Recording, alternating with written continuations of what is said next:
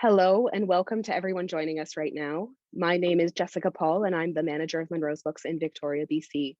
I am thrilled to present tonight's event in celebration of National Poetry Month, featuring three talented BC poets, Yvonne Blomer, Michelle Poirier Brown, and Arleen Paré. I would like to acknowledge that Monroe's Books stands on the territories of the Lekwungen peoples, now known as the Esquimalt and Songhees nations, whose relationships to this land continue to this day. We at Monroe's Books endeavor to promote education and awareness about the history and continuing effects of colonialism in Canada. Before the pandemic began, we were hosting one or two events a week, mostly in person, well, all in person. We didn't do anything virtual. It had never even occurred to us that virtual events were a possibility.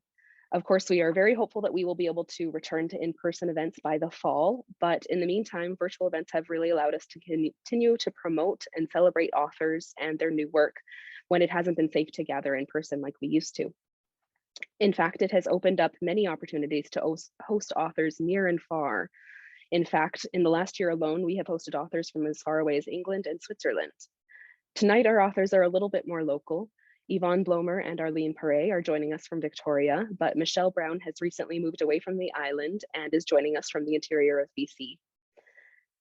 As you know, April is National Poetry Month, a celebration which began in the US in 1996, spearheaded by the Academy of American Poets on the steps of a post office in New York City.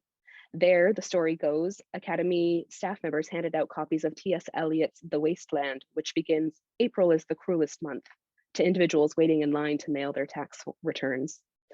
Established in Canada in 1998, National Poetry Month now brings together schools, publishers, booksellers, literary organizations, libraries, and poets from across the country to celebrate poetry and its vital place in Canada's culture. Each of the three poets tonight are reading from their new collections published this spring. They will not be taking questions at the end, but please feel free to post comments in the chat, which you can access by clicking the chat icon at the bottom of your screen. You will also find a link in the chat to purchase signed copies of the featured books tonight. We do have signed copies of all of them, so make sure you get your signed copy before they're all gone. Starting us off tonight is Yvonne Blomer. Yvonne is an award-winning poet and memoirist and is the author of the travel memoir Sugar Ride and 4 books of poetry, most recently, The Last Show on Earth. She works as an editor, teacher, and mentor in poetry and memoir. Yvonne served as the City of Victoria Poet Laureate from 2015 to 2018, and in 2017, she edited the anthology Refugium, Poems for the Pacific, and in 2020, Sweetwater, Poems for the Watersheds, both with Caitlin Press. The anthology Hologram for PK Page, which Yvonne co-edited, is forthcoming from Ecstasis Editions. Yvonne lives, works, and raises her family on the traditional territories of the Saanich, Songhees, and Esquimalt peoples of this Coast Salish nation.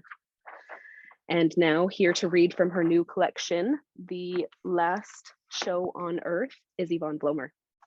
Hi, Yvonne.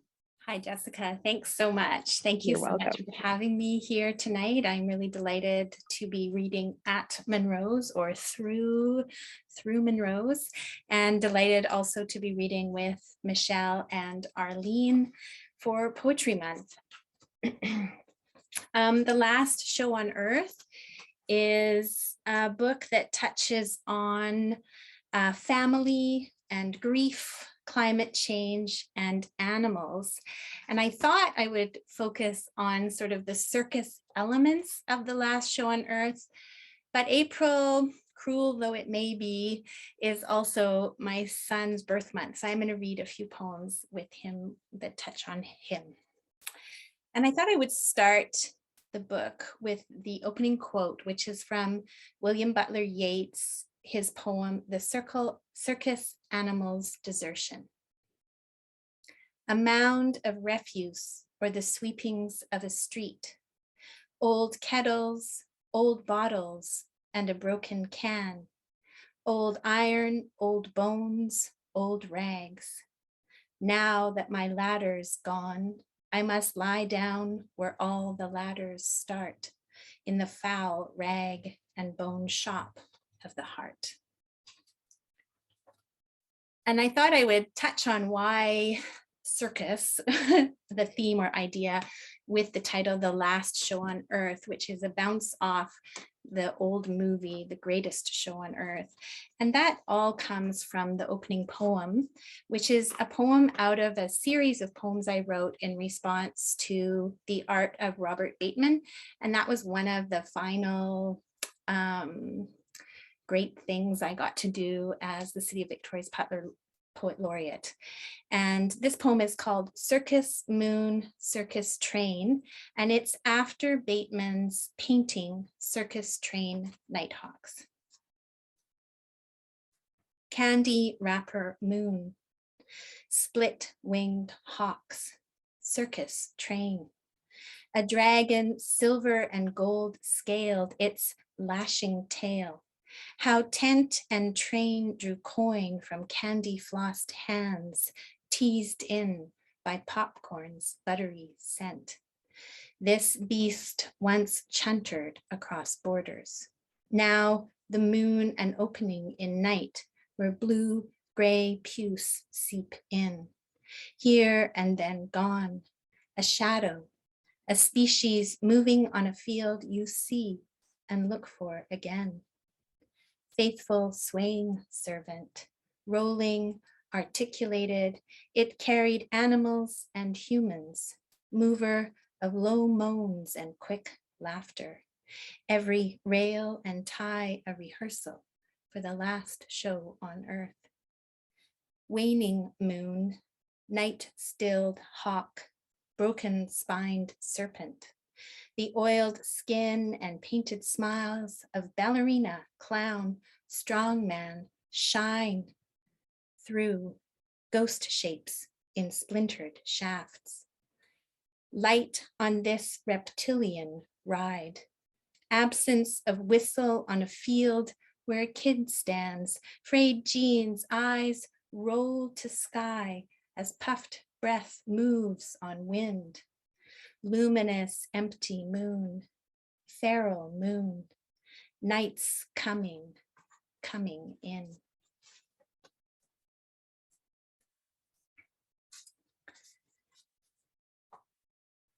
So my son will be 16 this year, which is a little bit hard to believe. And he was born with a rare genetic syndrome. And this poem kind of explores that and many other things. It's a longer poem. And it's called Things to Chew On. Part of his syndrome, which is called Prader-Willi syndrome, is an insatiable appetite or a deep hunger that people who have it have. And my son doesn't seem to have that as bad as he could, which is a great relief. And the poem begins with, is dedicated or is after Sue Elmsley, another Canadian poet, and is inspired by a quote and poem by Denise Riley, who writes, "Each child gets cannibalized by its years." Things to chew on. Oh child, I would eat you up, nibble even when I don't mean to, as if you are a bowl of almonds left out. I scoop, finger stir, chew on you with my mama teeth. Unable to latch on, your teeth cut gums broke out sharp as a scream and bit my nipple. You would not open your mouth, pain a nail through my conviction, bottle-fed baby, those teeth split us. Never colicky, no long late walks to get you to sleep. We were on stimulation schedule. Help you get milk from the pesky bottle. Rhythmic breast pump, a sound we all quickened to. Wake, dance, sing, dangle toys, chew toys, nursing pillow, merely a prop for tummy time. Diagnosis, Prader-Willi syndrome. Key feature, insatiable appetite. Oh, hungry child, you've chewed the button off your shirt, off your snowman, pulled threads from couch cushions, licked the table clean, felt pens bitten, fingers bitten, food hidden and still the whole of the day. Were you 3.5 or 4, to the autism clinic for testing. All the forms I filled in felt like a list of parent failures chewing through me, a second label to stick on you. We hesitated at the door, toys on the floor, way in the distance, past all the white coats with glasses, pens, clipboards, all of them eyeing us. Look how he's watching those fish on the mobile, the doc said, as if to explain this new label. He loves things that dangle from string, I said, picking at its edges. How do you know it's not the Prader-Willi syndrome? We don't, he said, showing his teeth. Which came first, the mother in me or the baby? The worry, a stone I can't chew through, or the joy, pollen on my skin? Am I writing this to you? What will you do with it? Feel teen embarrassed or shrug, raise your emphatic eyebrows, mischievously grin, or chew through another puzzle piece. Tell me what number we're on, how our days are numbered. Silent, soft-voiced, singing one, I begin to dream again your speaking voice, smooth and low, a warm, hesitant hum in the deep knowing. Every part of you feels elastic, feels glass, wolf howl, wolf tooth, fish scales, fish flesh. You sign fish. Taco to the man at Cafe Mexico. Touch the sugared chips in a basket. Sold, the man says. I watch you fend for yourself, little sparrow. Menu plan, eat, learn full or fall or fly. Say no, no, no. Deny this hunger. I am lying on your trampoline in the sun, a kind of hammock. Birds dip and sip from the garden. What will follow when I am gone, gone? Floppy, failure to thrive, perseverance, hyperphagia, low IQ, high functioning. I tell the docs, I do not like the language we must live in. Shut up for a second. Quit feeding us from this bitter jargon. 14 now. I see new families and wonder how we got here. Once your newborn foot fit in my hand. Now I slip your Crocs on, turn the compost as a cloud swallows the overfed moon.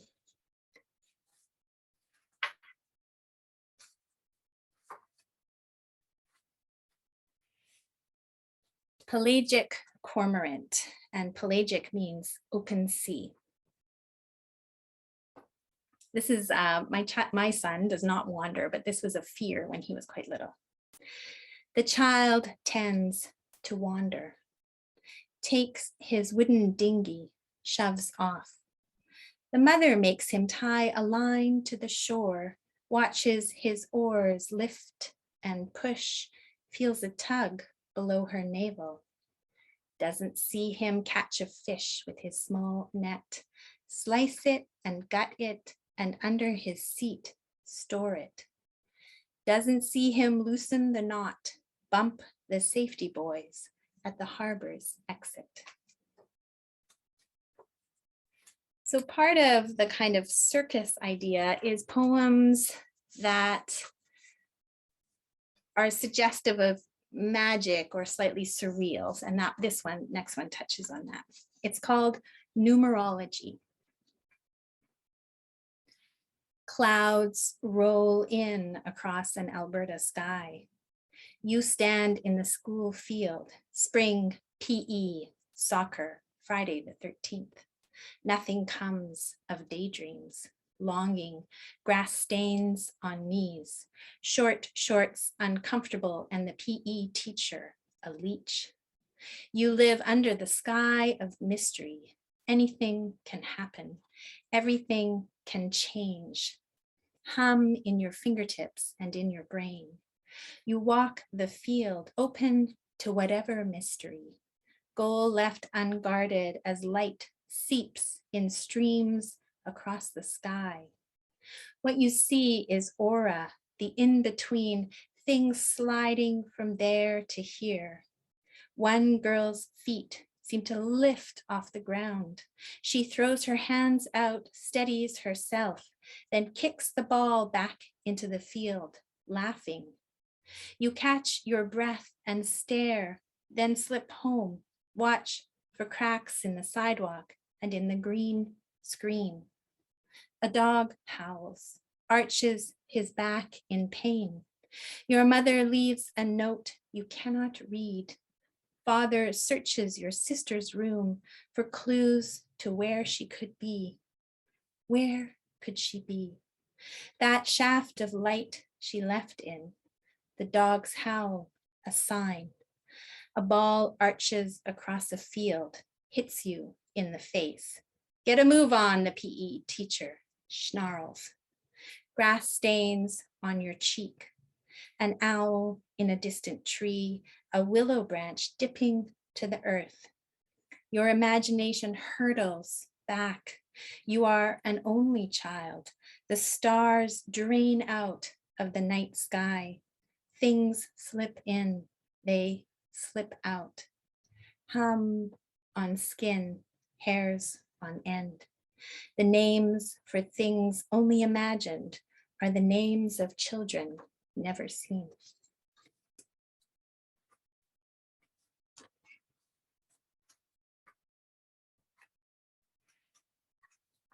Last night, I read in front of a live audience, which was a wild experience. And right now I'm reading in my garden studio, which is also a wild experience. I hope everyone can hear me and is doing great. And thank you all for coming. A lot of the poems in the last show on Earth are pay homage to poets I've been reading. They're after certain poets, or they're poems that touch on reading another poet. So this is one of those. Dinner Party, reading Odysseus Aletus, who is a Greek poet. 7 people and a candle in the white hand of a girl. Figs dipped in red wine. The woman, her sandstone hair. Moss, moon, tin pail, old man, monastery, dry earth, donkey. Lost in the fortune telling. Lost in the fortune telling is the woman. By evening's end, every lizard word is slivered. Rye bread, currants, red mouths, laughter. Lost in the fortune telling is the man. In the ruin of wine, lost. Pear, quince jelly, red laughter, lupine beans in olive oil. Lost in rug of bergamot blue in the wood floor. Lost in candles, flicker on goat cheese. Lost.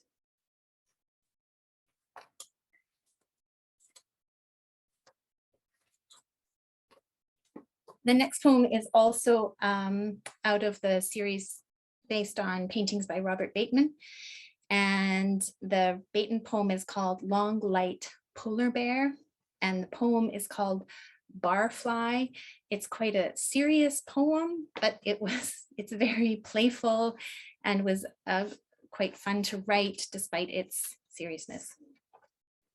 Barfly. Brawny one, you lean like some bloke at the bar, nose lifted to catch the scent of a bearded seal breathing a mile offshore.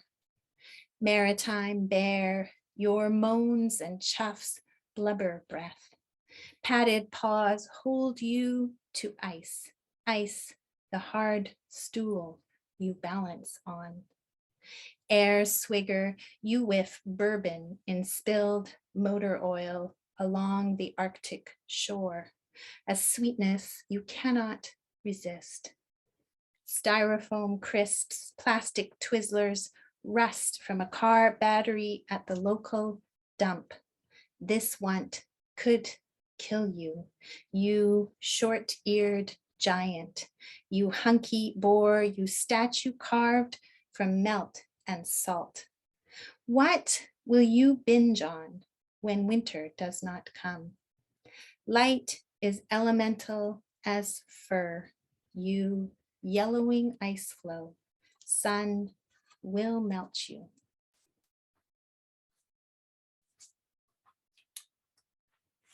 And I'm going to end on a short one.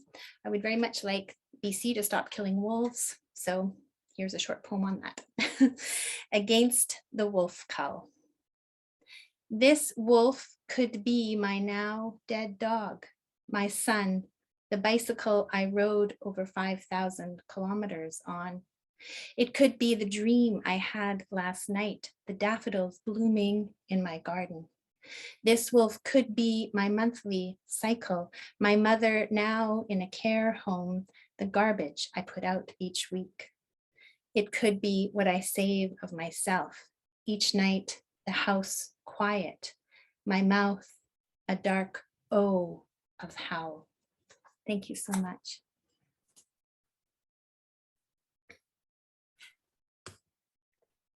Thank you so much, Yvonne. Those poems were absolutely stunning.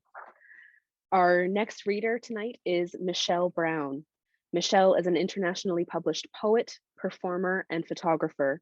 She is Cree and a citizen of the Métis Nation.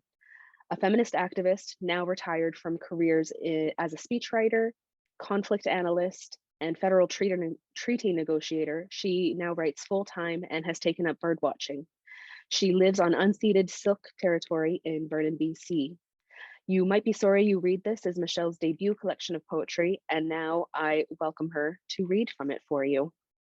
Please welcome Michelle Brown.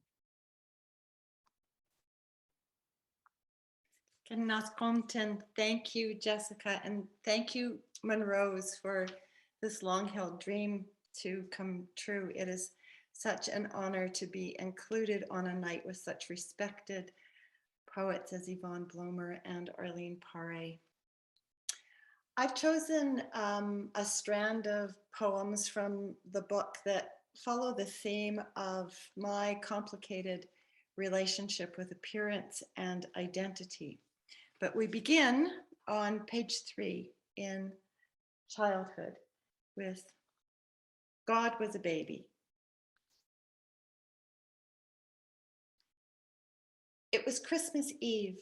The Christmas Eve astronauts read from Genesis as they circled the moon, and the world was agape, their eyes upward, everything exactly as it was yesterday, but the axis of knowledge tilted. We walked in the street, the star-sprinkled, hard-packed tracks no less sparkled than the fresh drifts brimming the sidewalks. I slid my boots along the wide ridges, imagined pirouettes, blades parting the surface, my pleated skirt a glimmering sheath beneath scarf and mitten-stuffed coat. God was a baby. A marvel circled the moon, the world made of diamond.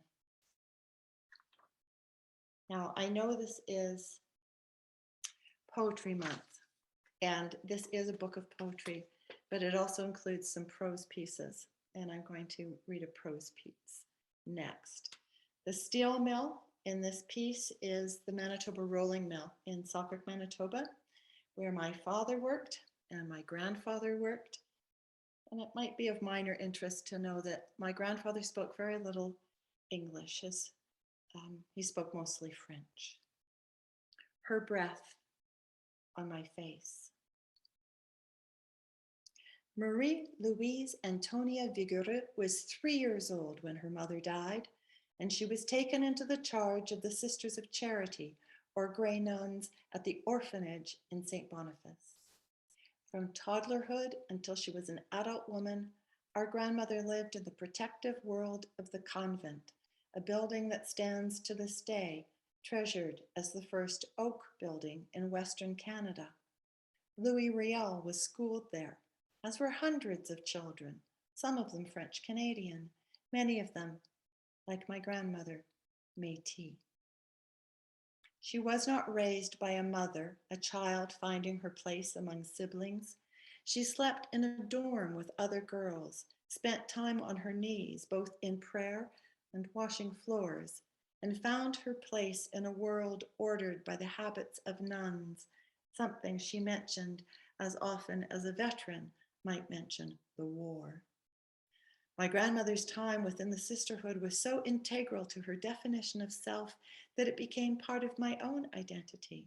So much so that when asked to introduce myself by giving my name, where I was from, and say something that made me uncommon, my answer was almost inevitably, "My name is Michelle, and my grandmother was a nun." I said this because she said this. Everything about her she attributed either to being raised by the nuns or to being a nun. The nuns were the reason she was fluent in French and English and could write so well in both languages that she was sometimes asked to translate letters and legal documents. She followed the news closely and read nightly until 4 a.m. She was drawn to books on politics, history, and religion, and enjoyed especially the novels Exodus and The Shoes of the Fisherman. She made up for the late nights by sleeping until noon. She read Mein Kampf and cheered for dictators of all kinds. She made a point of buying South African wine during apartheid and prided herself for leading a band of scab steelworkers through the picket lines at the rolling mill, brandishing her way with a walking stick. She read Time magazine every week, passing it on to my father, underlined and bristling with marginalia about Khrushchev or the Pope. Fools! Nonsense! Ha! Fidel! I expect her convent childhood shaped my grandmother's personality as well as her interests. Frances, as she was known after her novitiate, was outspoken and irascible. In her outrage, often at my mother, she would pull the telephone from the wall and throw it into the garden.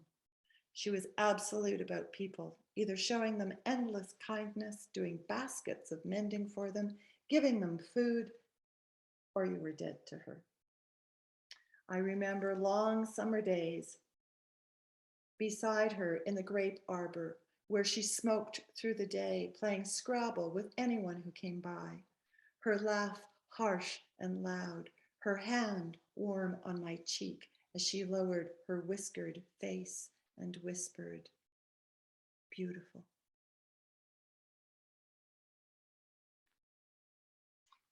Next poem is on page 46. And it's getting closer to poetry. It is a prose poem.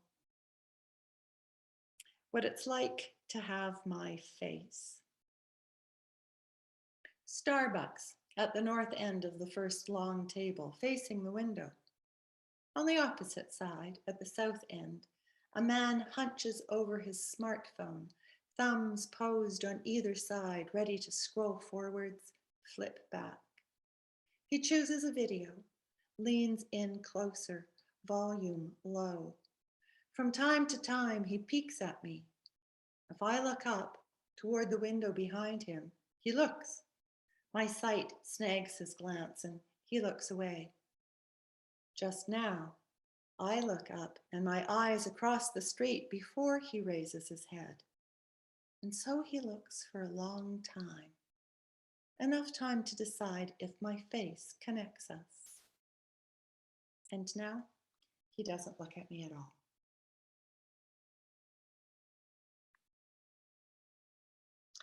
Page 66. The prompt for this poem was to take very familiar imagery from a story, say a fairy tale or something like that, and use that as the basis for building something new in poetry. The poem is called Duck Ugly. In a corner of the attic, my husband has found the long lost box of photographs. To quell my ache, I have been seeing them as ashes. My eyes feel hungry. I wait days. Select a set of my face looking straight at the camera. Hold them close, long. The overexposed photo of my last night prima gravida, my feet in a bowl of water and petals, my midwife seated on the floor, is not overexposed.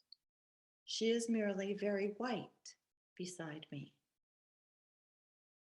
I am the brown child at the birthday party. I am the brown child in the grade 4 picture. It is not shadow. It is not always summer. This round-faced girl with the winsome smile, slender and graceful young woman, again and again I find her as I search for an image to show me how I looked back in the days I was ugly.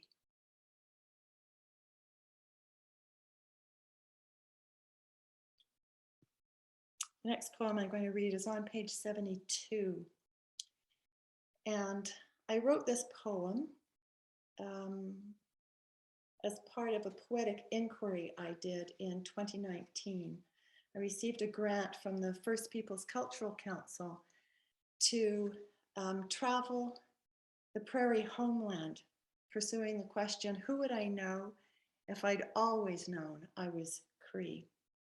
So for 67 days, I drove a 1987 Dodge B250 camper van around the prairies, the Métis homeland, starting in St. Vital, going through southern Manitoba, up through the center of Saskatchewan, through Batoche and far north, all the way up to Palm Bear Lake, and then coming back into Alberta, where I spent the last 6 days at Musqueam. And for those not familiar with it, the red dress is the symbol for murdered and missing Indigenous women and girls. Something purple. By the first day of powwow, I'd been on the land 3 days. Time enough to find my way around the arbor, time enough to make a friend or two, time enough to settle into drum beats, time to become a face in the stands. Day 2, I am offered tobacco. Will I pray? I take up the tobacco, wait for the red dress special. Pray for the families wrenched by sorrow. Pray for the women whose fates sicken. Pray for healing. Pray men join us. Return to my seat, arms filled with gifts. It rains the last day. The powwow moves indoor. Fancy dance bustles hang between panes of arena glass, eagle feather fans, beaded shields. Mothers discipline long brown locks into braids, lace brilliant breastplates into place, clip barrettes, tie chokers, add earrings. I buy a bag of Saskatoon berries from a couple with a cooler, lunch on berry-laden fry bread. Search the stands for the people I know. Gift them with salmon I brought for saying, "Moistas, see you later." A woman I met before the dancing approaches me, stops my breath with shine and sparkle, her regalia magnifying her, magnificent. She offers to present me to the chief. His headdress humbles me, stumbles my tongue. He says, I am welcome to return, seals the invitation with a blanket, purple and tan, an orange stripe, black trim.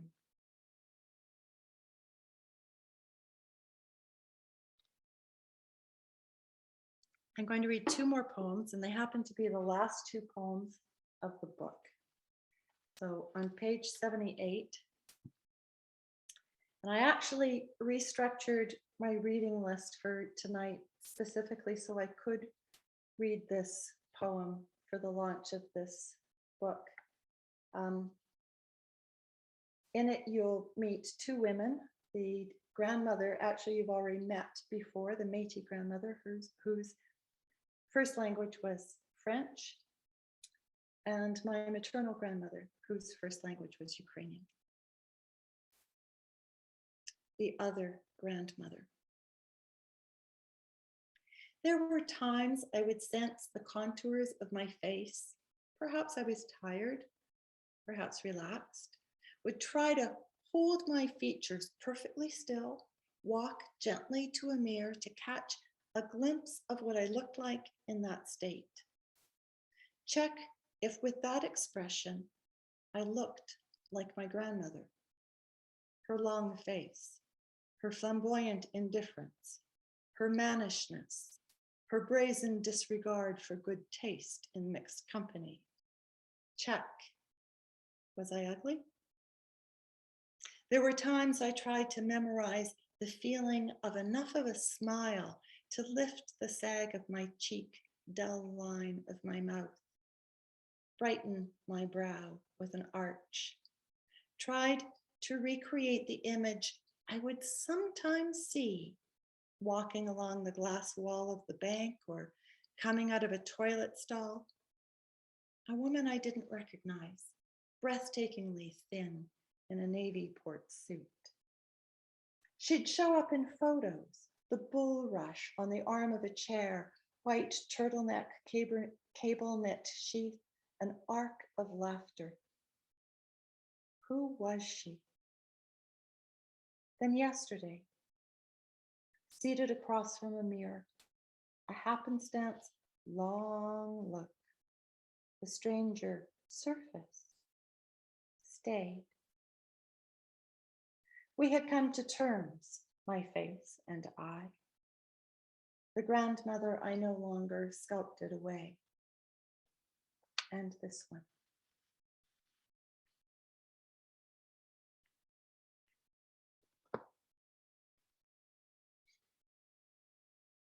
Self-portrait of the poet. I just want to thank you all again for coming for this book launch. Thank you, Yvonne and Arleen, for agreeing to have me read with you. And thank you, Monroe's Books. Self-portrait of the poet. She reclines in bed in a room the color of red earth, against a silk pillow, the color of straw late on a September afternoon. She is dressed in a black sweater, her long hair a companion down her left side. Over her right shoulder, we see out a window, hawthorns, berries garnet, leaves still lush against the lit white sky. Her eyebrows are precise, dark arches, her ears larger than previous self-portraits. The light silvers her steel gray hair, brightens her skin, pores visible. Head slightly right, the skin of her neck drapes, her lip and chin nude of bristle. The eye of the self-portrait, the eye of one unafraid to look. What is to be found in this examination? We know nothing from a face. On what curve of cheek does the world see wife of an alcoholic? What detail points at tinnitus? Features, her features, are silent. The portrait says only one thing. Go ahead, look. Look as long as you like. Thank you.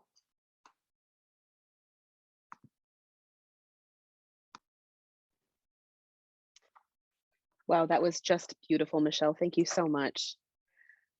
Our last reader tonight is Arleen Paré. Arleen is the author of 7 collections of poetry, possibly more now. Actually, I didn't go back and double check that, including Paper Trail, Lake of Two Mountains, and He Leaves His Face in the Funeral Car. Her work has been shortlisted for the Dorothy Livesey Poetry Prize and has won the American Golden Crown Award for Poetry, the City of Victoria Butler Book Prize, a CBC Bookie Award, and a Governor General's Award for Poetry. She lives here in Victoria, BC. And now to read from her new collection, Time Out of Time, welcome Arleen Paré.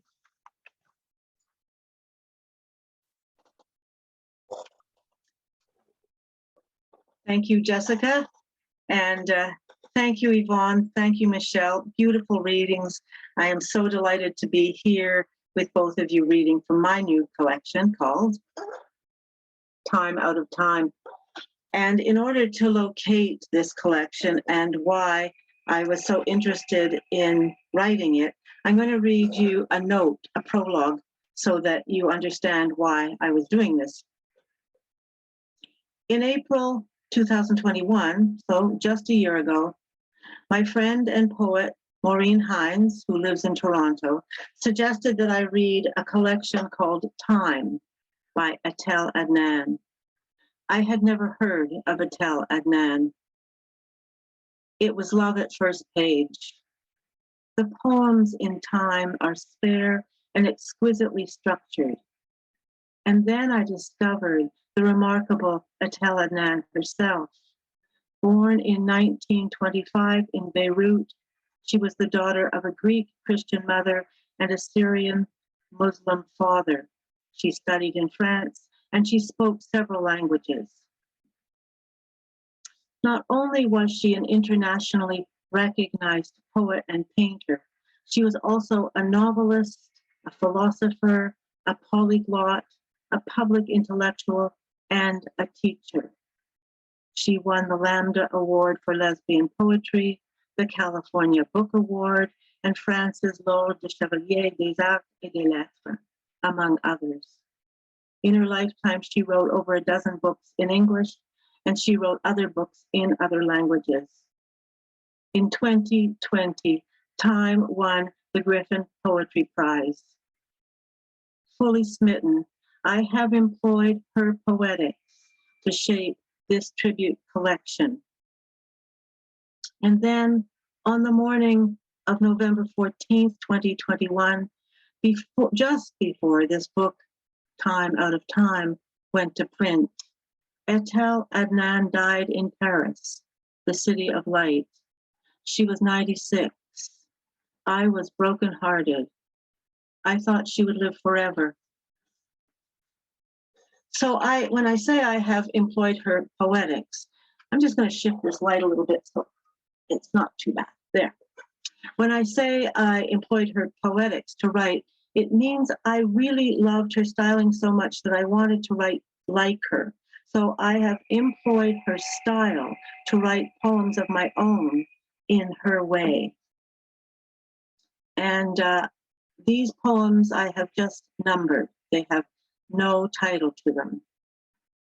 Number 1, the first time is in an empty bank.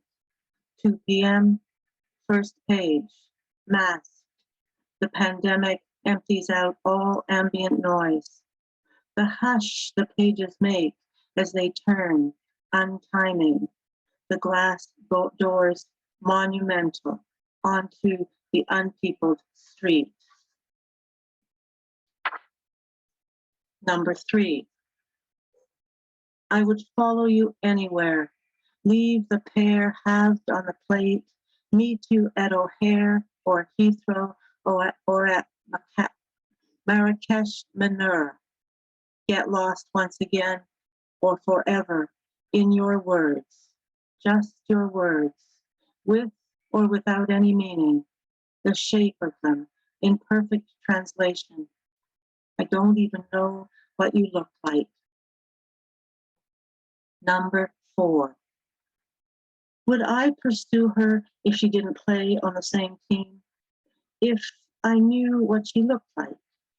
Would I trail her into tentative darkness, follow her on a voyage of no return, track her to the edge of good and evil, stanza after sweet-smelling stanza with no punctuation, no question mark.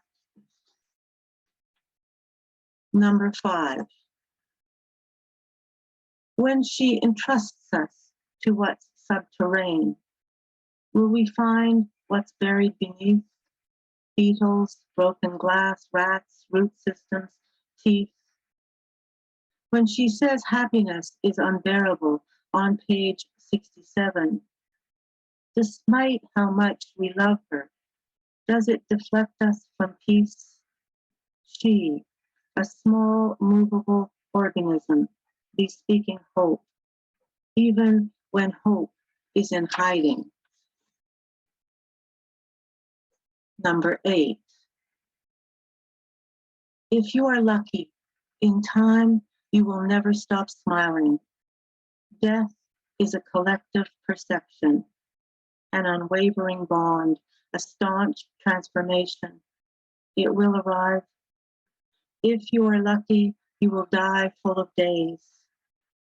Is there anything that does not lead in this dreamy direction? Number 10. As if the one weather is worry, occasional breaks to blue sky, brief sunlight on sodden grass. The lyric will haunt me forever. I prefer not to travel. Sitting then at a table in southwestern France. Nor can I stray far from story. Overcast, cloud cover, periods of rain, no hope of location. Number 15. I take you to bed more than once, lights on. When else can be time? Is it a crime to interpolate, inveigle you? My soul of the world, spun gold, a form of fable. Some say you are inimitable. Mirror cell, on the blank page. Who among us is faultless, faithful, sufficiently sage? Number 21. Philosophies embellish her while languages endow her tongue. She's political, but not greedy. During the war, she refused to use French. There are sheep in the blue bloated sky, bloated, frothing in, floating out. A camel never goes dry. A tiger never goes hungry. Paris beds her while Greece, oh Greece, the sea there tenders her crowns of turquoise and gold, sea collars, salted white lace, riffled foam at slack tide. Which home is home? California is another dimension. I have slipped in some other poems. Most of these poems are in the style of Atel Adnan. I've slipped in a few poems that I have in my own style, and they have titles. And this one is called Pop Culture Number 1, and it comes with a head note. A head note is a quote from Terry Castle, who's a California academic. And it says, "Why is it so difficult to see the lesbian? In part because she has been ghosted or made to seem invisible by culture itself. In the last century, the 20th, the late 1990s, everyone wanted to be a lesbian.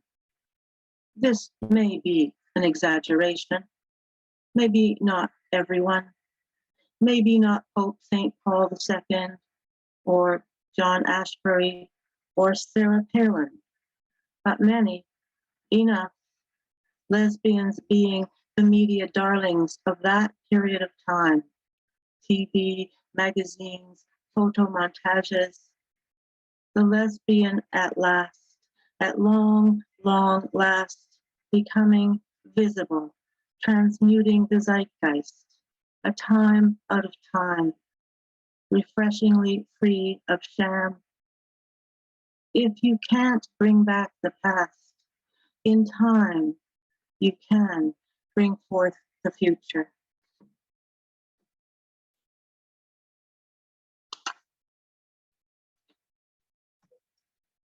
Number 45. My life has not been riddled with bullets, nor has my house been burned to the ground.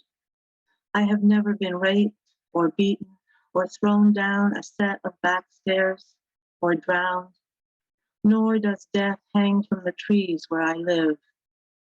Nevertheless, my head bears these facts. My mind contains reports from the 8 a.m. news, shootings, Miami, Kabul, a school in the suburbs, a knifing downtown. My mind doesn't stop at the edges of me. The world is a staggering place. The mind is a staggering world.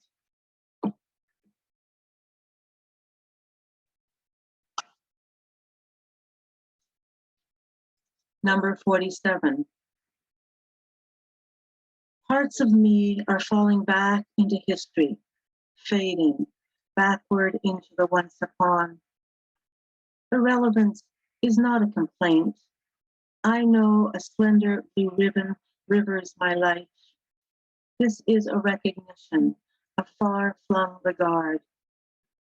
There are still rivers. There are lakes of green water. The word love twins the word kind. The 21st century tapers now into reckoning, reconcile. I try to live in the present, but the present is blindingly short-lived. Therefore, sotto voce, into the future, infinity. Nothing there is guaranteed. This is just how it is. And I'm going to end this reading with one of my own poems. That just means styled in the way that I had written before I encountered Patel Adnan. And it's called In the 4 a.m. and it's for my wife, Chris Fox. The chorusing rain, so ravishing, we rush out of the house to make love. A before dawn, silvery love, the cupped radiance, street lights bright as upswelling joy. The rain, so glamorous, we light up 2 cigarettes, our backs puddled in boulevard grass. Under bare trees, we study the miniature teardrop chandeliers, blow collapsible smoke into felled funnels of wet. The rain, so clamorous, our breathing slows as though we've started to live underground. In Montreal, I wanted to make love on Mount Royal, wintertime, especially in winter, to climb the low slope, blankets in sacks for the snow, to press small warming dents under the boughs. My husband at the time declining the white invitation, though I asked more than once. But tonight, this soft, fizzly falling, this rain insistent as pins, the contact so unmistakable, murmurous, cool, the undertones, the universe falling again and again. Thank you.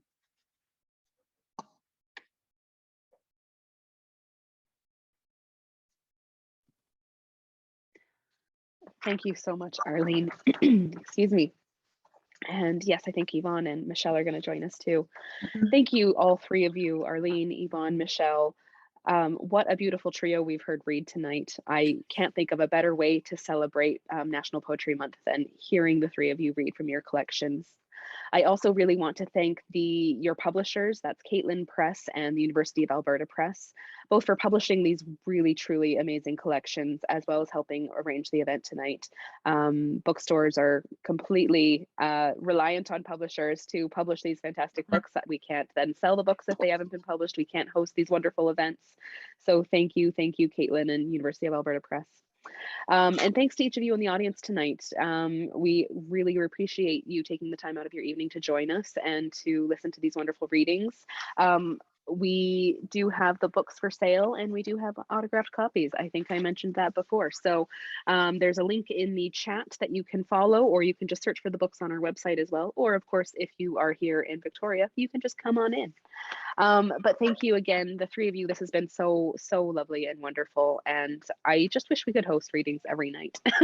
And maybe you could just like read me to sleep. Like, maybe that's just me. I don't know. Thank you. It was wonderful. Yay, I'm so glad. And this event has been recorded, so I know some of you maybe joined us a little bit late. We will be sending out the recording next week sometime, and that'll go out to everyone who's registered and whether they made it or not. So again, thank you all for coming, and I hope you have a wonderful rest of your evening. Thank you, Jessica. Yeah. Thanks. Thank you. Bye-bye. Bye, hugs. Oh yes, the hug. The hug. Okay. Good night, everybody. Good night. Good night.